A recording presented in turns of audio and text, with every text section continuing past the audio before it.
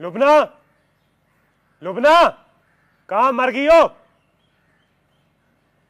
जी जी मजीद भाई। ये क्या है? वो पराठा है मजीद भाई। पता है मुझे, पराठा नजर आ रहा है, अंधा नहीं हूँ। इस पे इतना घी क्यों है? वो दरअसल मजीद भाई। वो क्या जानबूझ के डाला इतना घी ताकि भूखा जाऊं काम पे मैं? मजीद भाई ऐसी कोई बात नहीं है। नहीं नहीं तो फिर क्यों इस तरह की हरकतें करती हो जिससे मुझे चिढ़ चढ़ती है? मजीद भाई माफ कर दे, मैं नया बना के ला देती हूँ। क्यों बनाने दूं तुम्हें एक और पराठा? मेरे पास और कोई काम नहीं है, 100 काम होते हैं मुझे। सारा दिन अब तुम्हारे पराठे का इंतजार करूं। पहले अम्मा खाना नहीं बना के देती, अब तुम लोग भी मेरे साथ यही सलूक करेंगे। इतना ही खटक रहा हो ना तो चला जाता हूँ घर छोड़ के। मजीद क्यों बात का बतंगड़ बना रहा है? ज्यादा घी लग गया ना, कोई बात नहीं, दोबारा बना देती है पराठा। मैं पतंगर बना रहा हूँ बात का? 38 साल का हो गया, ना मेरे पास कमरा है ना मेरे पास बीवी जो मुझे खाना बना के दे दे, और मैं बतंगर बना रहा हूँ। हाँ बना रहा हूँ बतंगर। तुम लोगों को तो कोई कदर ही नहीं है। नहीं बना के दे सकते खाना तो ना बना के दो, बल्कि आज के बाद इस घर का मैं खाना ही नहीं खाऊंगा। पागल हो गया, दिमाग खराब हो गया, हर वक्त बोलता रहता, हर वक्त बोलता रहता है।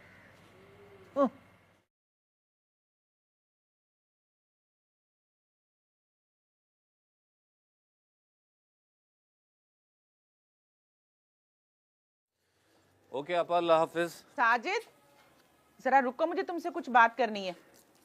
जी आपा कहिए। तुम्हारी बुशरा से बात हुई? बुशरा से नहीं तो क्यों? वो घर के नंबर पर बार बार फोन कर रही है, कह रही थी कि साजिद मेरा फोन नहीं उठा रहा। हाँ वो क्योंकि मैं उससे बात नहीं करना चाहता। बात नहीं करना चाहते? मगर क्यों? आपा हर बात बताई नहीं जाती।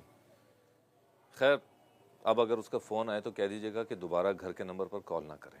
जब तुम उसका फोन नहीं उठाओगे तो वो घर के नंबर पर ही फोन करेगी ना। पहले तो तुम उससे बात कर लेते थे, चाहे झगड़ के ही सही। आपा अब मुझ में मजीद झगड़ने की हिम्मत नहीं रही। मैं तंग आ गया उसके तानों और रवैयों से। बस मैंने उसकी आवाज नहीं सुननी। साजिद कैसी बातें कर रहे हो? बीवी है वो तुम्हारी। बीवी है नहीं, बीवी थी आपा। वो अपनी अहमियत और मकाम खो चुकी है, और अब चाहे वो कुछ भी कर ले, ना वो दोबारा वो जगह बना सकती है और ना मैं उसे दे सकता हूं।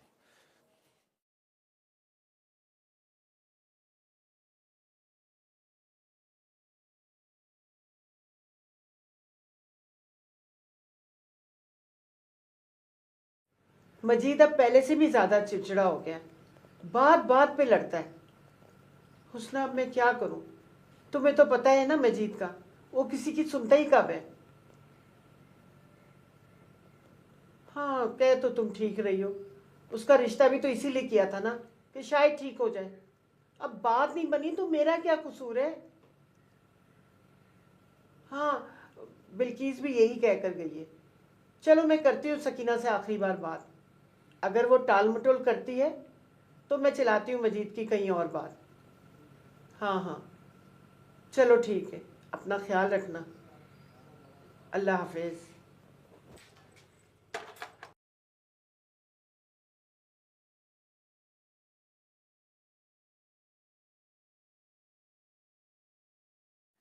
साजिद ने आपसे कोई बात की?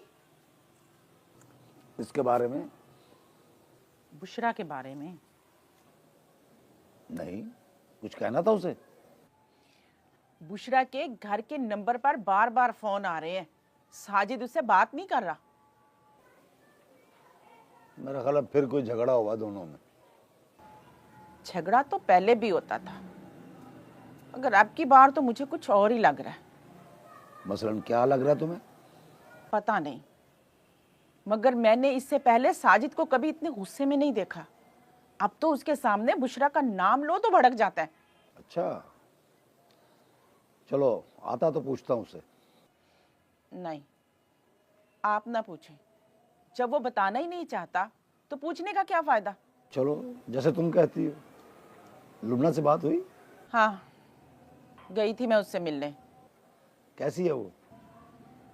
ठीक भी है और नहीं भी, ठीक भी है और नहीं भी, ठीक भी है और नहीं भी।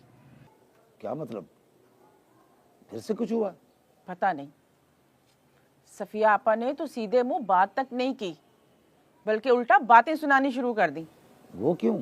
पता नहीं, मैंने लुबना से पूछने की बहुत कोशिश की, मगर वो भी इधर उधर की बातें सुनाने लगी। इसका मतलब है कि वहाँ कोई बात ज़रूर हुई है जो लुबना हमसे छुपाना ही बेहतर समझती है, इसीलिए हमें नहीं बता रही।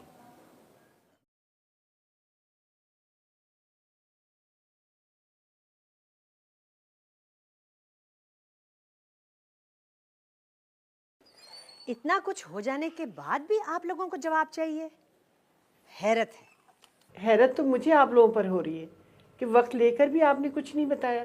क्या बताते? इतना कुछ हो जाने के बाद बाकी कुछ बचता है बताने को? इंसान को खुद भी थोड़ी बहुत शर्म होनी चाहिए। हमने कोई ऐसी हरकत नहीं की जिसकी वजह से शर्मिंदगी हो। अच्छा, लगता तो नहीं। आपको लगे ना लगे, पर हमने वही किया जो हमें करना चाहिए था। मजीद की निकाह का हमने इसीलिए बताया था कि शादी के बाद शमा और मजीद में कोई गलतफहमी ना हो। तो ये बात तब बतानी थी ना जब पहली बार शमा को घर देखने आए थे आप लोग। तब तो बड़ा मासूम बन बन कर झूठ बोल रही थी आप। पता नहीं इसके अलावा और कितना झूठ बोला है आप लोगों ने हमसे।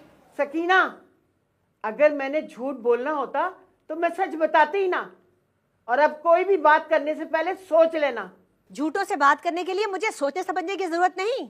अरे आप लोग तो हैं ही झूठे, तो झूठों को झूठा ही कहूंगी ना। बस, अब इससे आगे एक लफ्ज मत कहना। तुमने जवाब देना है ना दो, पर मेरा जवाब सुन लो।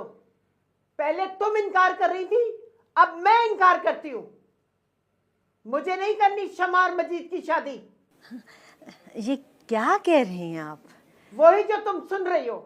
हम लोग झूठे हैं ना, तो ब्याह लो अपनी बेटी सच्चों के साथ। नहीं नहीं, मैंने आपको झूठा तो नहीं कहा। मैं तो बस इतना ही कह रही थी कि आपको मजीद की तलाक का पहले बता देना चाहिए था। तो अभी कौन सा तुम्हारी शमा के साथ मजीद ने निकाह कर लिया है जो तुम कोसने बैठ गई हो? मैंने कोसा तो नहीं, बस जिक्र ही किया है आपसे। हमें पर्दे डालने की आदत नहीं है सकीना। इज्जत बरादरी वाले लोग हैं हम। बेटा ब्याह रहे हैं, बेटी नहीं कि हर बात जी जी करते सुन लेंगे। मैंने बेटी ब्याहनी है तो क्या अब मैं तसल्ली भी ना करूं? करो, जी भर के तसल्ली करो, मगर मेरी तरफ से ना समझो। ब्याह लो अपनी बेटी को जहां ब्याहना है। अल्लाह हाफिज। हेलो हेलो, अब मेरी बात तो सुने जी। Hello hello.